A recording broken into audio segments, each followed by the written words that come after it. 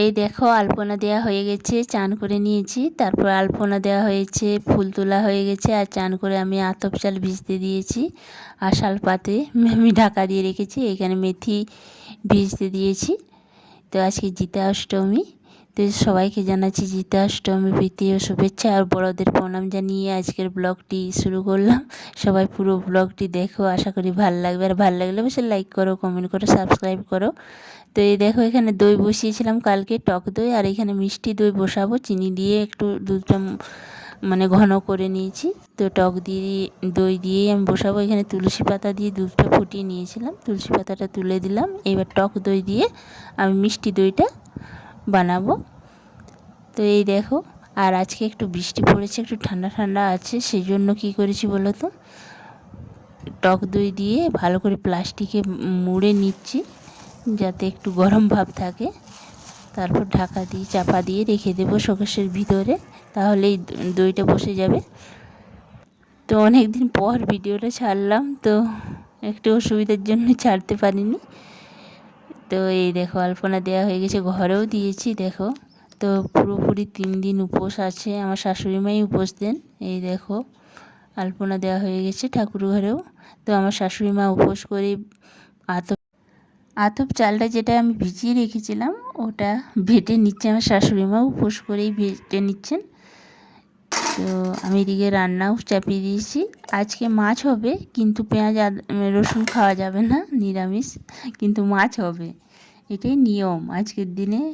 আজ মানে থাপা, জিতের থাপা, তার জন্য সর্ষে বাটা, শুকনো লঙ্কা আর কালো জিরে দিয়েই করবো মাছটা। তো আমার সর্ষেটাও বেটে দিয়েছেন শাশুড়িমা। মাছ ভাজা হয়ে গেছে, আর এখানে আমি সর্ষেও দিয়েছি, ফোড়ন দিয়েছি কালো জিরে আর শুকনো লঙ্কা, ব্যাস, আর কিছু না। নুন হলুদ আর সর্ষে বাটা দিয়েই মাছটা করে নেব।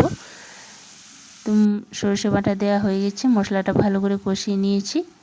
এরপর আমি অল্প একটু জল দিয়ে ভালো করে ফুটিয়ে মাছগুলো দিয়ে দেবো, তাহলে মাছ রান্নাটা আমার হয়ে যাবে।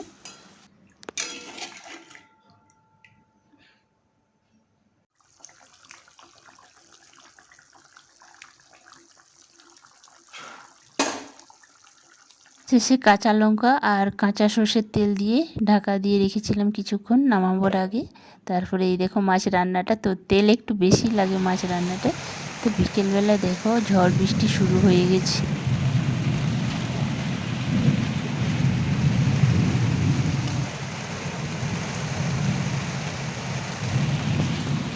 তো বৃষ্টি হচ্ছে, আর সন্ধে হয়ে গেছে। আমার শাশুড়িমা সারাদিন উপোস করে আছেন আজকে, আজ থাকবে, মানে শশা ছোলা কি ওই সবগুলো থাপা হয়। তো এই দেখো সন্ধে 6টার পর সন্ধে দেওয়াও হচ্ছে আর থাপাও হচ্ছে, তারপরে এবার খাবেন। তো পুজোটা সেরে নিচ্ছেন। আগে শিয়াল শকুনিকেও দেওয়া হবে দই চিড়ে, মানে আজকে থাপার পরে, তারপরে শাশুড়িমা খাবেন খাবার। তারপর কালকেও উপোস পুরো রাত্রিবেলা শরবত, মানে 2 দিন আবার উপোস, মানে 3 দিন উপোস পুরোপুরি বলতে গেলে। গীতা অষ্টমী পুজোটা গ্রাম বাংলায় বরষষ্ঠী পুজো নামেই পরিচিত। তো এই পুজোটা বেশি শশা ছোলা দিয়েই পুজোটা হয়, আর দই চিড়ে গুড় এই দিয়েই প্রসাদ হয়। দই চিড়ে আর গুড় মেখে নিচ্ছে ভালো করে, তারপর শিয়াল শকুনিকে দেবে, তারপর প্রসাদ দেবে। আমার 2 ছেলে বসে আছে প্রসাদ খাওয়ার জন্য। তো পুজো সেরে নিচ্ছে, কচু পাতা দিয়ে ঢাকানো আছে, থাপা হয়ে গেছে।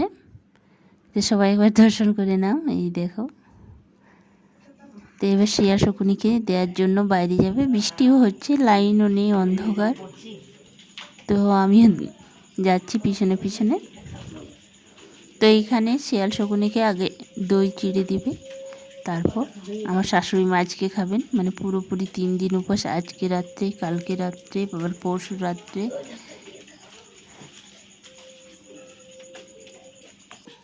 তো দই চিড়ে খাওয়ার জন্য বসে আছে, দেখছো, প্রসাদ খাওয়ার জন্য। আর সব কিছু কাঁচা আছে, শুকোয়নি, মানে জল পড়ছে।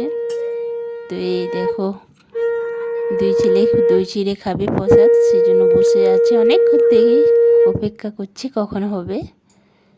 তো এবার ওদিকে প্রসাদ দিয়ে দিচ্ছি, তারপরে নিজেরাও সবাই অল্প করে খাবো।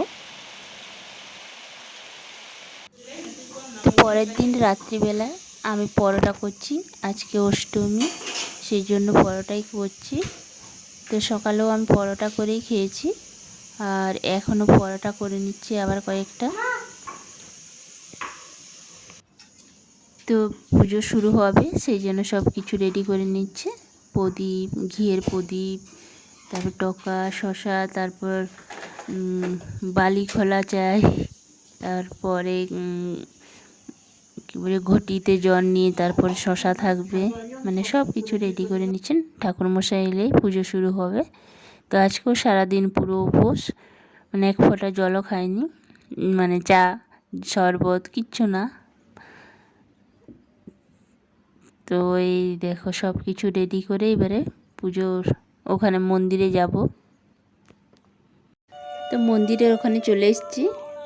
দেখো সবাই প্রদীপ জ্বালিয়েছে টকার উপর, বালি খোলার উপরে প্রদীপ দিয়ে, ঘিয়ের প্রদীপ সবার জ্বালিয়েছে, কি সুন্দর দেখাচ্ছে। আর লাইনটাও চলে গেছে, একবার করে লাইন আসছে আর চলে যাচ্ছে।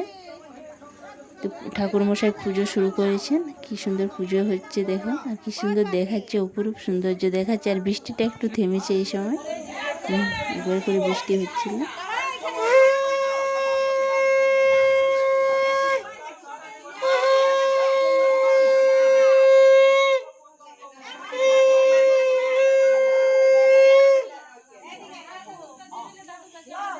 তো পুজো হওয়ার পর বাড়ি চলে এসেছি।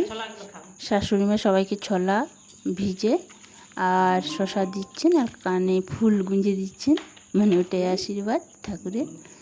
তো সবাইকে দিচ্ছেন। তো আজকেও সারাদিন উপোস, আজ রাত্রে খাবে মানে ফল একটু কিছু খাবে আর চা খাবে, সুজি দুধের, এইসবই খাবার, মোটা খাবার কিছু না। তো কালকে রাত্রিবেলায় খাবার খেতে পাবে, মানে আজকেও উপোস, কালকেও উপোস আবার। পরের দিন সকালবেলা দই চিড়ে গুড় নিয়ে বসে গেছে খেতে আমার বড় ছেলে, এই দেখো। তো দই চিড়ে গুড় দিয়ে খেতেও খুব ভালোবাসে চিড়ে। আর আমার শাশুড়িমা সকালবেলায় সবাইকে ছোলা ভিজে আর ফুল দিচ্ছেন। আসলে শাশুড়িমা বাইরে যেতে পারেন না, সেই জন্য বাড়িতে যে কয়েকজন আসে সেখানেই দেয়। অন্যরা বাড়ি বাড়ি গিয়ে ফুল ছোলা ভিজে দিয়ে আসে। তো এই দেখো আমার এক যা এসছে ওর মেয়েকে নিয়ে, ছোট মেয়েকে নিয়ে, তো ফুল দিচ্ছে। এই দেখো ছড়া ভিজে ফুল ঠঙ্গাই ঠঙ্গাই দেয়া হয়।